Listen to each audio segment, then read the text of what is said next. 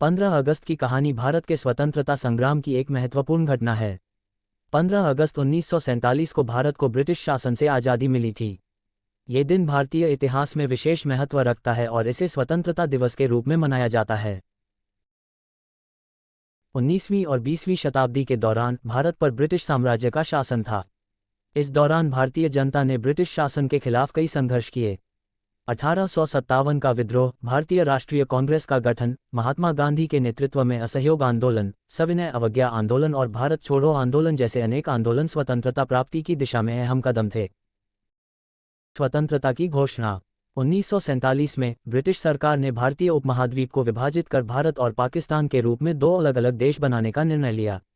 15 अगस्त 1947 को भारत को औपचारिक रूप से स्वतंत्रता प्राप्त हुई और पंडित जवाहरलाल नेहरू ने भारत के पहले प्रधानमंत्री के रूप में लाल किले से तिरंगा फहराया और नियति से साक्षात्कार ट्रिस्ट विद डेस्टिनी नामक प्रसिद्ध भाषण दिया।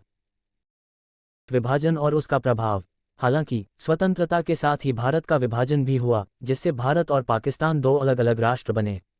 इस विभाजन के कारण बड़े पैमाने पर हिंसा, जनसंख्या का आदान प्रदान और सामाजिक आर्थिक समस्याएं उत्पन्न हुईं।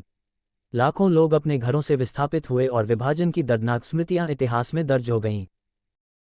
स्वतंत्रता दिवस का महत्व।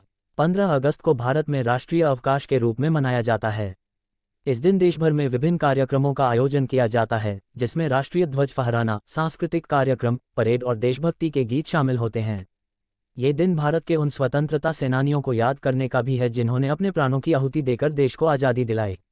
ये दिन भारतीय जनता के लिए गर्व और सम्मान का प्रतीक है और यह हमें ये याद दिलाता है कि स्वतंत्रता प्राप्ति के लिए किए गए बलिदानों को कभी भुलाया नहीं जा सकता।